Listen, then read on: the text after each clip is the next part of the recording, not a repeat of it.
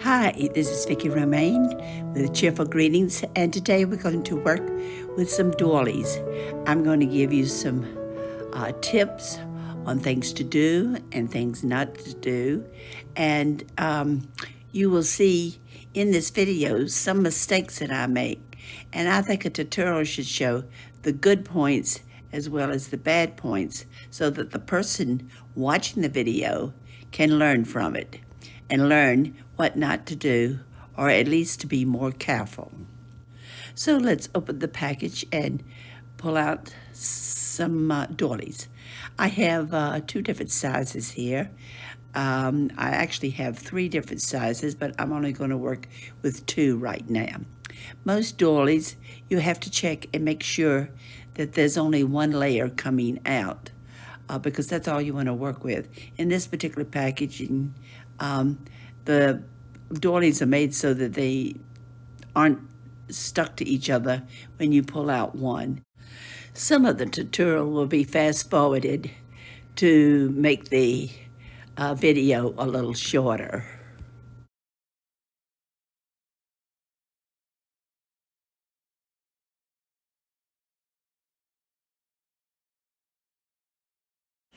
As you work with your doilies, keep track of which side is the good side. The areas that are rounded rather than blunt is your top side or your good side to your doily. I'm using this casserole container since I'm not going to be working with many doilies today. I have a jar here that has some leftover coffee, and I'm going to be pouring the coffee into my casserole.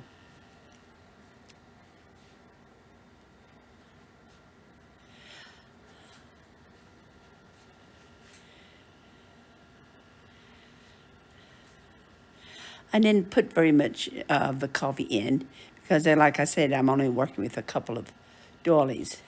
And now I've got this cookie sheet that I will be putting my doilies on.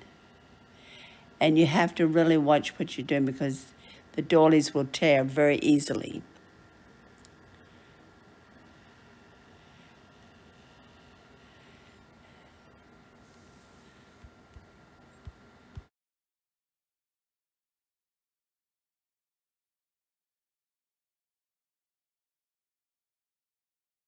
Because my doilies are fairly large, my cookie sheet will only hold two of the doilies.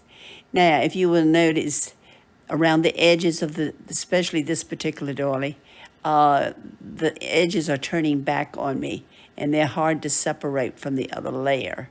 So you have to be very careful when you place them on your cookie sheet, and you need to take two hands to do it.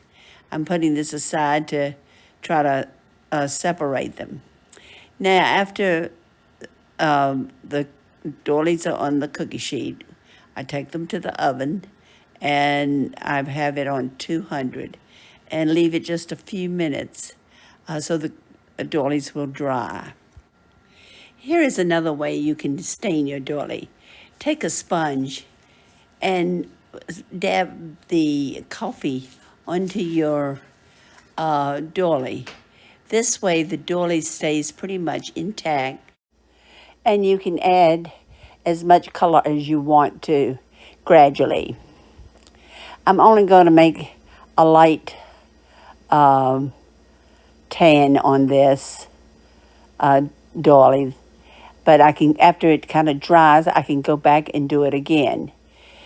This is much easier on the doily than putting it in a pan of coffee solution. You have less chance of the doily curling, and of course you have a lot less chance of it tearing. So my suggestion is, if you have a fairly fragile doily, and different companies make different quality doilies, I would suggest doing it this way. Also, if it's not dark enough, you can always go back and do it again after it has dried a little bit. When you have finished staining the doily, put it on a cookie sheet like you did the others that you had immersed in the coffee stain. Again, place the cookie sheet in the oven on 200 degrees and let it sit for a few minutes, watching it constantly because you don't want it to stay too long. You can look at it and see when it is completely dried and remove it from the oven. Okay, now that we have our dried doilies, let's see how they look. Now the top two are not as dark as the bottom two. The bottom ones were done by immersing the doily into the coffee stain. And if you'll notice, they're really wrinkled and all, but we should be able to fix that. The lighter ones, I had dabbed the coffee stain on with my sponge. Now, if I had wanted them darker, I could have put the coffee stain on again now, or could have done more originally. Okay, let's see what we can do with our doilies. I have my iron on low, and I am starting basically from the center and going out. And I'm getting rid of my wrinkles that way. And it's doing a pretty nice job. I will have to turn my doily over every once in a while to do the back side to make sure it's nice and flat.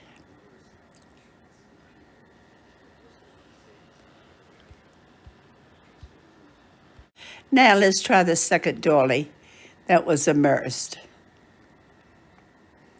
Okay, this one is really wrinkled on the sides, so let's see what we can do. And this doily seems to be very fragile, but it's ironing out pretty well.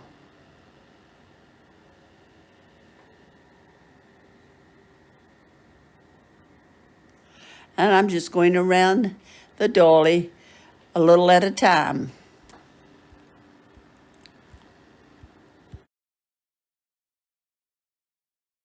This doily seems to be a little more fragile, and I look like I have a torn spot, but it's not really. It's just creased badly.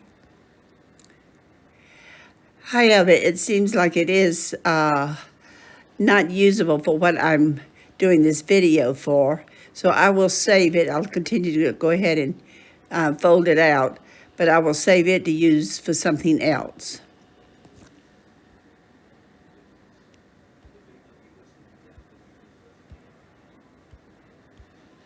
Now let's look at the doilies that were sponged. They're not as dark, but they are pressing up nicely, and they don't seem to have near as many wrinkles. These will work fine for what I plan to do. Now I'm going to skip over my process of ironing the rest of the doilies and skip to the main part of my video. Now check your doily and make sure you know which side is the front and which side is the back. The smooth side is going to be your front. What I'm doing here is I've got some a glue stick, and I put just barely a little bit on my finger, and I'm putting it on the edges of my doily. And this is being done on the back side. And this is a real old glue stick. It has very little glue in it, and it's not real good, and that's exactly what I want. I want a glue stick that will hold, but for a few minutes.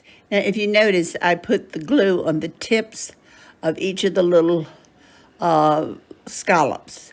I did not put any glue in the middle of the doily. However, I'm starting from the center and rubbing out to the doily to make it just as smooth as I possibly can. I do not want any of my edges sticking up. And I'm gluing it to a piece of typing paper or copy paper, whichever you want to call it. Next, I went to my copier and I took a pattern that I liked and I printed it on my doily and piece of paper. Now, you will see that the coloring on this is not real good. I did not realize it until I started this project that the ink and a couple of the cartridges on my printer was not coming out well, and so my colors are a little distorted. I finally got the blue coming out, but if you'll notice, you'll see a couple spots with the black on it. That is not because I did not do the printing correctly. It was because the cartridges were just beginning to flow again, and they were leaving me some dark spots. But I take my hand and I'm lifting my doily from my typing paper very easily. I don't want anything to tear. Now, none of my doily is torn. The black places are not torn places. They're just places that the ink the cartridges put too much ink on.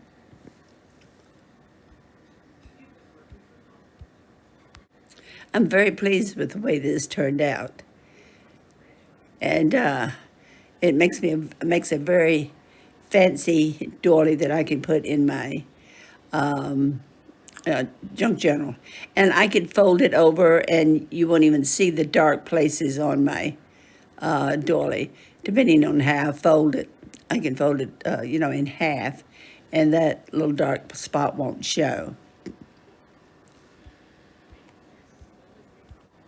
That was fun, so let's try this again. I've got my doily on a piece of copy paper, and I've determined which side is the right side, and I'm now putting glue on the wrong side. And you can tell there's not much glue on the glue stick, and there's very little on my hands. I'm just barely tapping the glue on the edge of my doily, and I go around completely, touching every scallop. After I have gone completely around, I turn my doily over and let the glue stick to the copy paper. I start in the center of the doily and I smooth the doily out straight, making sure that the edges are completely flat on the copy paper. If there is an edge that is not flat with the copy paper, I add a little more of the glue stick. Okay, now that is pretty much finished, and I'm going to put this in the printer. But first, I'm going to show you what is on my computer. And this is the picture on my computer, and here is my print. It did not tear up or anything. It printed easily. Here's the one I did first. And then this is the one, now that my blues are working good. I think I'm going to have a pretty good picture. We'll see what happens here. I'm taking my time to get the doily off the paper because I don't want to tear it. It didn't tear in the printer, so I don't want it to tear now. One other spot. There we go. Now, isn't that pretty? Look at my doily and my bird.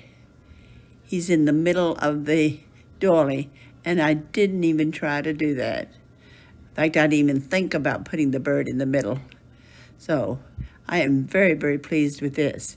You will have to try to print a doily and make sure your ink is working first because you don't want to be disappointed. However, I do like the first one also, and I will be able to use it. But my second one, I just love it. In this tutorial, I have showed you a number of things that could happen with your doilies. And at the same time, I hope I've given you some hints of how you can stain your doily easily and end up with a beautiful printed doily. I hope you enjoyed this tutorial. If you did, please come back and see me and see what else I have in store for you. I hope you enjoyed watching me decorate my doilies. And if you will, please make a comment. Let me know what you think of decorating the doily in this manner. And I would really love it if you would subscribe to my channel. I have a number of other tutorials on my channel that might interest you. Go look at the playlist. And in the meantime, have a great crafting day and hope to see you soon. Bye.